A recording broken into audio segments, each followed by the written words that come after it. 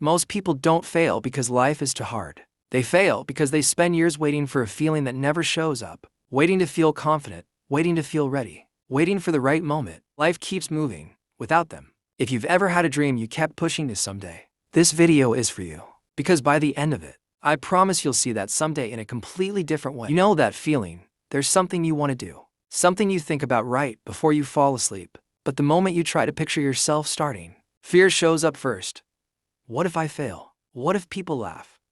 What if I try and I'm not good enough? So you wait one more day, one more month, one more year, and slowly, the scariest thing in your life stops being failure. It becomes regret. This is the story of a man named Daniel, and one ordinary afternoon that changed the rest of his life. Daniel grew up in a small town outside Cleveland, Ohio.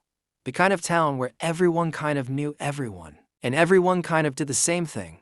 Go to school, get a steady job at the plant or the warehouse, work 40 years, retire, repeat. His father worked the assembly line for over 2 decades. Tired hands, same lunch every day. Never complained. Daniel respected his father deeply. But somewhere inside him, there was this quiet fear. The fear that his life would turn out exactly the same. Not because that life was bad, but because something in him kept whispering that he was made for something more. Every night after his shift at the hardware store, Daniel would sit on his porch and think about the business he wanted to build. A small custom furniture shop. He loved wood. He loved the idea of making something with his own hands that would outlast him. But every single time he got close to starting, he stopped himself. I need more money first. I need more experience first. I need to feel sure first.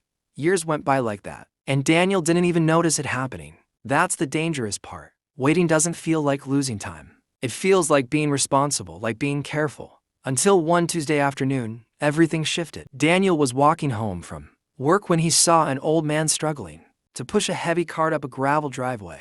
The wheels kept sinking into the loose stone. The old man would push, stop, catch his breath, and push again. Daniel jogged over. Let me help you with that. This road's rough. The old man smiled, breathing hard. It's always rough, son. Every time.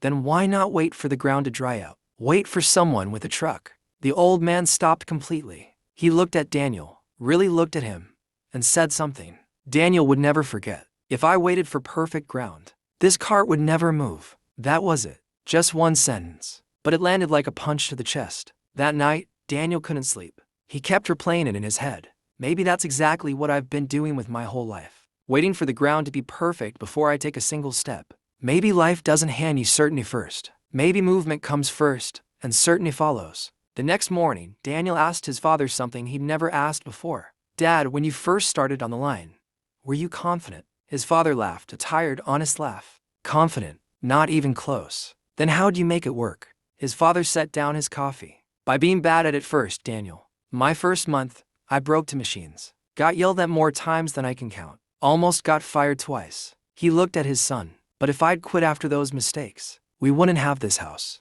We wouldn't have anything. That hit Daniel harder than he expected. Every person he respected had once been a beginner. Every expert had once been terrible at the thing they were now known for. The only difference between the ones who made it and the ones who didn't wasn't talent. It was that they kept going anyway. A week later, Daniel walked into a small woodworking shop on the edge of town. He'd admired the owner's work for years, but never had the nerve to ask for anything. This time, his hands were shaking, but he asked anyway.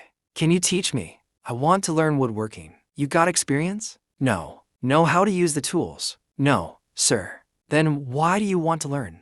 Daniel took a breath. Because I'm tired of being scared to start. The old craftsman studied him for a long moment. Then he simply said, be here at 7 tomorrow. And Daniel was terrible. Genuinely terrible. He cut boards crooked. He dropped tools. He ruined a table leg the craftsman had spent hours shaping. He braced for anger. Instead, the old man just nodded. Good. Now you'll never forget that mistake. Daniel was confused. Good. I just wasted your whole afternoon. The craftsman shook his head. People who are too scared to make mistakes never learn anything worth learning. Weeks passed, then months. Daniel's hands got steadier. His cuts got cleaner. But the biggest change wasn't in his skill. It was in his mindset.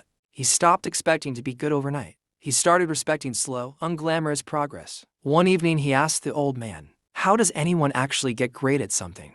The craftsman picked up a smooth piece of finished oak and turned it in his hands. This got smooth because it got cut and shaped and sanded down over and over. Without that pressure, it'd still be rough. He looked up at Daniel. Life works exactly the same way.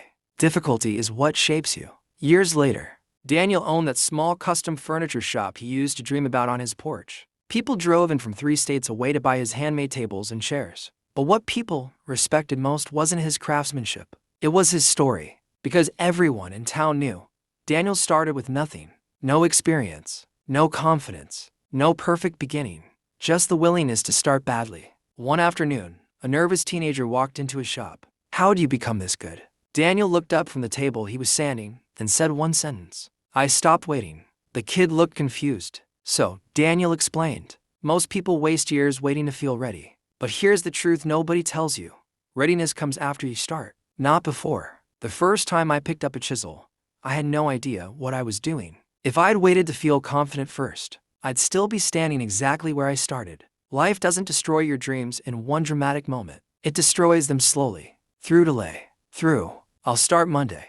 Through the excuses that feel so reasonable in the moment. Monday becomes next month. Next month becomes next year. And one day you look up and realize you spent a decade preparing for a moment that was never actually coming. Here's the truth. You don't become ready and then start. You start, and you slowly become ready. A baby learns to walk by falling. A business owner learns by losing money. A craftsman learns by ruining wood. Nobody skips the uncomfortable beginning.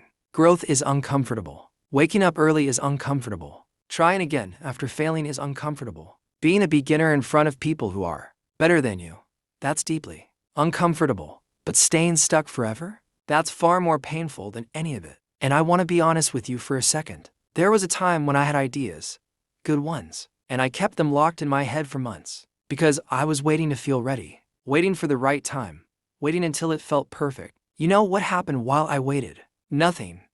Absolutely nothing changed. The day I finally stopped waiting, the day I started even though I was nervous, even though I didn't fully know what I was doing, that's the day things quietly started to shift. Not overnight, not dramatically, but something moved. And I realized the version of me I was waiting to become was only ever going to show up after I started. Never before. You can't think your way into confidence. You have to act your way into it. So if there's something you've been putting off, I'm not going to tell you to wait for the perfect moment, because that moment isn't coming. This moment, right now, imperfect and uncertain and a little scary, this is the moment. Start anyway. If this story meant something to you, stay with me, because my last video is about something just as important. Learning to stop comparing your life to everyone else's. This one taught you to stop waiting. That one teaches you to stop comparing. Together, they might be exactly what pushes you to finally take that first step. Because at the end of the day, the biggest enemy of your future was never failure. It's hesitation. So stop waiting. Start badly if you have to, but start.